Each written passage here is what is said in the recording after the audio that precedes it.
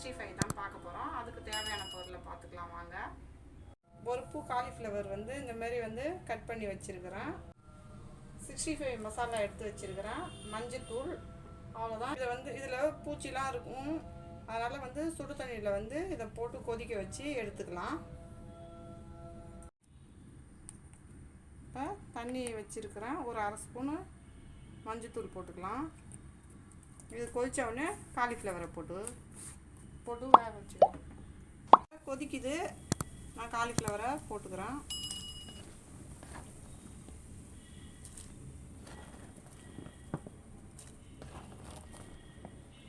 இது போட்டு ஒரு கொதி வரட்டும்.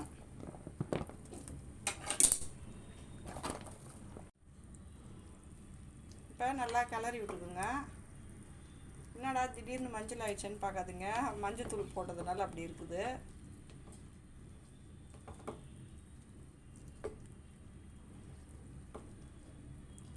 இது நல்லா கொதிக்க போனால் தான் அதில் இருக்கிற புழுலாம் வந்துடும். இதில் பச்சை பச்சையாக ஒரு புழு இருக்கும்.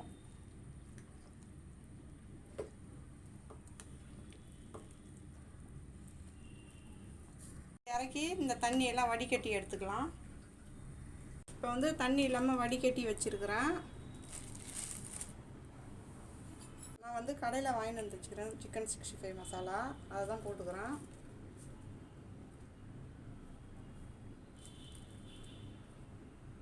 மூணு ஸ்பூன் போல் போட்டிருக்கிறேன். பத்தலைன்னா மறுபடியும் போட்டுக்கலாம். மிக்ஸ் பண்ணிக்கிறேன். இதில் எல்லாமே இருக்கும், உப்பு போடணும்னு அவசியம் இல்லை.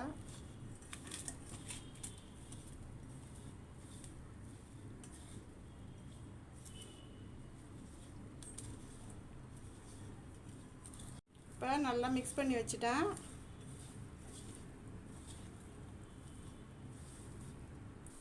இப்போ நல்லா மிக்ஸ் பண்ணிட்டேன். இப்போ போடுறேன் பாருங்கள்.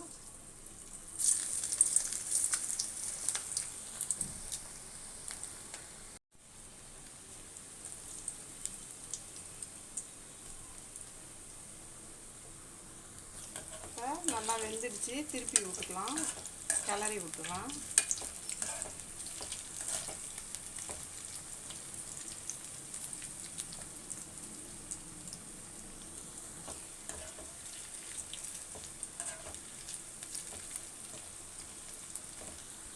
இப்போ வந்து இந்த மசாலா போடுறப்ப தண்ணி சேர்க்க வேணாம், ஏன்னா அது வந்து ஈரப்பதத்தோடைய தான் இருக்கும். அப்படியே வந்து வடிகட்டிட்டு மாவை போட்டு பிசைஞ்சு அப்படியே போட வேண்டியதுதான்.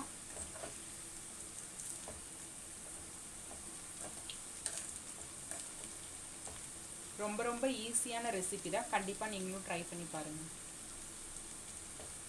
நீங்கள் இன்னும் நம்ம சேனலை சப்ஸ்கிரைப் பண்ணாமல் இருந்தீங்கன்னா சப்ஸ்கிரைப் பண்ணிடுங்க. அப்போ தான் இது மாதிரி புது புது டிஷ்ஷஸ்லாம் உங்களுக்கு வரும். ஆமாம், நமக்கு கறி சாப்பிட்ணுன்னு தோன்றப்போ இந்த காலிஃப்ளவரை வாங்கிட்டு வந்து இந்த மசாலாவை போட்டு செஞ்சோம்னாலே கறி சுவையில் தான் இருக்கும். அது நீங்கள் ஒரு தடவை ட்ரை பண்ணி பாருங்கள் எப்படி வருதுன்ட்டு. இப்போ வெந்துடுச்சு, எடுத்துக்கலாம். பாருங்க, சூப்பராக வந்திருக்குது, நல்லா மொறுன்னு இருக்குது.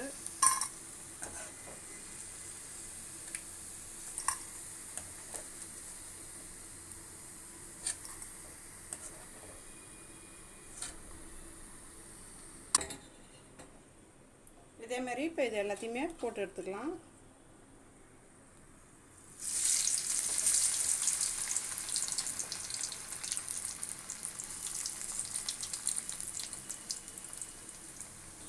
இப்போ வெந்துடுச்சு.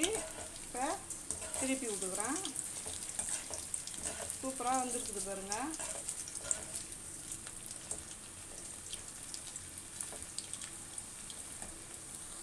இந்த காலிஃப்ளவர் வந்து நம்ம வந்து பூவோடு அதுவும் இல்லாமல் கொஞ்சம் அந்த தண்டோடையும் போடுங்க. சின்ன பசங்கள்லாம் வந்து நம்ம அப்படியே குழம்பு வச்சு கொடுத்தாலும் சாப்பிடாதுங்க. ஆனால் வந்து இந்த மாதிரி வந்து செஞ்சு கொடுத்தா நல்லா சாப்பிடுவாங்க.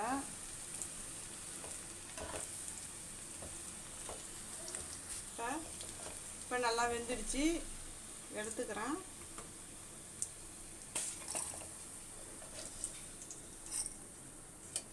இப்போ சூப்பராக வந்துருக்குது. நான் எப்படி இருக்குதுன்னு டேஸ்ட் பண்ணி பார்த்துட்டு சொல்கிறேன்.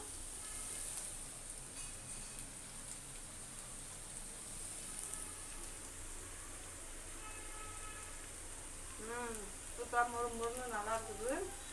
இந்த வெங்காயத்தோடு சாப்பிட்றப்ப இன்னும் சூப்பராக இருக்குது.